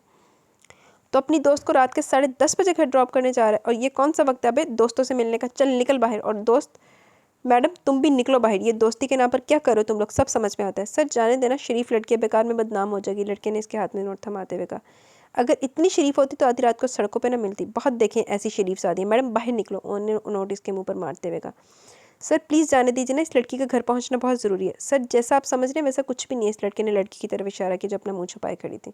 सुन, डीसीपी आ रहा है। उमर ने पीछे से आधे आदमी की तरफ इशारा किया तो उन्होंने इन दोनों को भी जाने का इशारा कर दिया। ऑफिसर्स, कुछ पता चला? हम आती जाती हर गाड़ी में नज़र रखे हुए हैं। मेरा नहीं ख्याल कि लड़की इस तरफ आएगी, या तो वो हम सबको चकमा देकर बहुत आगे निकल चुकी है, या शायद छुप के बैठ चुकी है। इसे अपने बाप की पहुंच का अंदाज़ा है, इसलिए मुझे नहीं लगता कि वो इस पर सड़क पर निकलने की गलती करेगी। हमारा इस तरह आते जाते लोगों को परेशान करना बेफजूल है। इस तरह लोगों की रोज़मर्रा की ज़िंदगी डिस्टर्ब हो रही है। उन्होंने प्रोफेशनल अंदाज में कहा तो डीसीपी ने सर हिलाया। ठीक है, तुम लोग किन दिनों से इस काम में बिजी हो? मेरे ख्याल में आज तुम दोनों लोगों को रेस्ट करना चाहिए। तुम लोगों की जगह किसी दूसरे ऑफिसर को अपॉइंट कर दूँ। डीसीपी ने कहा तो ऑन ने उमर को देखकर आंख मारी। मतलब आखिरकार जान छूट चुकी थी। आज 5 दिन बाद वो घर आए से यकीन था इसकी गैर मौजूदगी में ज़रूर वो इसका बेड इस्तेमाल करती होगी। पहले तो वो इसे लात मारकर नीचे फेंकने का इरादा रखता था, लेकिन कमरे में आने के बाद इसे थोड़ी सी रोशनी में कुछ फासले पर ज़मीन पर वजूद लेटा हुआ नजर आया। फर्मा परतार टाइप पीवी है। ऑन बड़बड़ाते हुए वॉशरूम में घुस गया। थोड़ी देर में चेंज करके वो वापस आकर अपने बेड पर लेटा, लेकिन इसे एहसास हुआ जैसे वो जाग रही है, जबकि बार बार हाथ पांव हिलने की वजह से कभी छन छन तो कभी छम छम की आवाज़ आती। सुनो लड़की, या अपना बैंड बाजा उतार के सोया करो, तुम्हारी वजह से सारी रात मुझे नींद नहीं आती। वो सख्त आवाज़ में बोला। कुछ देर तक कमरे में कोई आवाज़ ना आई तो ऑन भी पुरसकून होकर लेट के फिर अचानक से छम छम और छन छन की इकट्ठी आवाज़ सुनाई दी। यकीनन वो सब कुछ उतार रही थी। अगर मेरे कमरे में रहना तो इस बैंड बाजे से परहेज़ करो। आइंदा मेरे कानों में ये आवाज़ नहीं पड़नी चाहिए। और सख्ती से कहता करवट बदल गया। एक बात तो बता, अगर भाभी को तलाक देने वाला तामे से रब्ता क्यों नहीं करा? ये ना हो कि तेरी तलाक होते हुए इसकी शादी हो जाए। नहीं नहीं, मैं ऐसा नहीं होने दूंगा। मैं आज ही से रब्ता करूंगा, आज ही नहीं, अभी इसी वक्त। चल फ़ोन निकाल के मुझे दे। उमर ने कहने के साथ ही जैकेट से फ़ोन निकाला। हेलो, अस्सलाम वालेकुम, क्या मैं तामे से बात कर रहा हूँ? उमर ने नरम लहजे में कहा। जी मैं ही बात कर रही हूँ। आप कौन? मैं ऑन का दोस्त, उमर ने शरारत से कहा। और ये ऑन कौन है? तामे ने एक अदा से कहा। अरे आप ऑन को नहीं जानती? वही ऑन जो रहमान शॉपिंग मॉल में आपको देखकर अपना दिल हार बैठा। वही ऑन जो पहली नज़र में आपको अपना सब कुछ मान बैठा। अरे वही ऑन जो वेट वेट वेट, मैं समझ गई। आपके ऑन मेरे फ़ैन है, राइट? तामिर अपने बालों को एक लेट उंगली पर लपेटते हुए कहा। जी जी, फ़ैन कहना ज़्यादा ठीक रहेगा। उमर ने इसकी बात का जवाब देते हुए उनको देखा, जबकि उनको तामिया किस तरह किसी गैर से बात करना अच्छा नहीं लग रहा था। अब क्या मैं आपके दोस्त से बात कर सकती हूँ? तामिया ने कहा। जी वो तो आपसे ही बात करने के लिए बेचैन बैठा। उमर ने फ़ोन इसकी तरफ बढ़ाया। हेलो, ओन ने मोबाइल कान से लगा। आवाज़ तो अच्छी है मिस्टर, आपके बारे में सोचा जा सकता है। तामे ने एक अलग ही अंदाज में कहा, लेकिन इसकी आवाज़ इस दिन से नहीं मिल रही थी। इसने सिर्फ सॉरी बोला था, इसलिए ऑन ने आवाज़ पर ध्यान देना फजूल समझा। तामे, मैं कोई फजूल बात नहीं करूँगा। मैंने कुछ दिन पहले रिमान शॉपिंग मॉल में देखा था और इस दिन शादी की बात बारे में सोचा। मेरी माहाना तनख्वाह 45,000 है, पुलिस इंस्पेक्टर हूँ, आगे पीछे का मिलाकर 2-3 लाख एक महीने में कमा लेता हूँ। शादी के बाद मैं बहुत खुश रखूँगा तुम्हें, अपनी शक्ल में तुम्हें व्हाट्सएप पर सेंड कर दूँगा, अपने ख़ानदान का सबसे हैंडसम लड़का मशहूर हूँ। लेकिन फिर भी अगर काबिल कबूल ना लगूँ तो इनकार कर सकती हो। फ़ोन वो बंद कर चुका था जबकि तामे अभी तक इसकी आवाज़ और नौकरी में खोई हुई थी। अल्लाह जी, ये वो वाला होना हो। अगर ये वो होता तो क्या मुझे फ़ोन करता? क्या इसे नहीं पता कि मैं इसकी कज़न हूँ? नहीं, ये कोई और ही होगा। तुम ये ले लो आरज़ू, तुम पर ये कलर बहुत सूट करेगा। ज़रिश ने एक प्यारा सा सूट इसके साथ लगाया। ये तो 4,000 का है। आरज़ू ने सूट को खुद से दूर किया। क्या मतलब 4,000 की? 40,000 का तो नहीं। और वैसे भी चाची अम्मी ने सिर्फ तुम्हारी शॉपिंग के लिए पैसे दिए, जिसमें महरिश ने 3 सूट ले लिए। अब शराफत से अपनी सारी शॉपिंग करो और मेहंदी और शादी की ड्रेसेस हमारे जैसे ही हैं, वो लेने की ज़रूरत नहीं है। हाँ, वलीमे के लिए अच्छा सा ड्रेस पसंद कर लो। वो ये कहती हुई कोई और ड्रेस देखने लगी, जबकि आरज़ू को वक्त याद आ रहा था जब 200 रुपये के लिए भी इसे दिन रात ताने सुनने पड़ते थे। जी तो गाइज़, यहाँ पे हमारी फर्स्ट एपिसोड अपने इख्तिताम को पहुँची। कैसी लगी आपको फर्स्ट एपिसोड? अपनी राय का ज़रूर इज़हार कीजिएगा। इंशाल्लाह कल मिलेंगे, पूरी कोशिश होगी अब न्यू एपिसोड के साथ। तब तक के लिए अपना बहुत सारा ख्याल रखें, दुआओं में याद रखें। मुझे इजाज़त दें, मैं चलती हूँ। अल्लाह हाफिज़।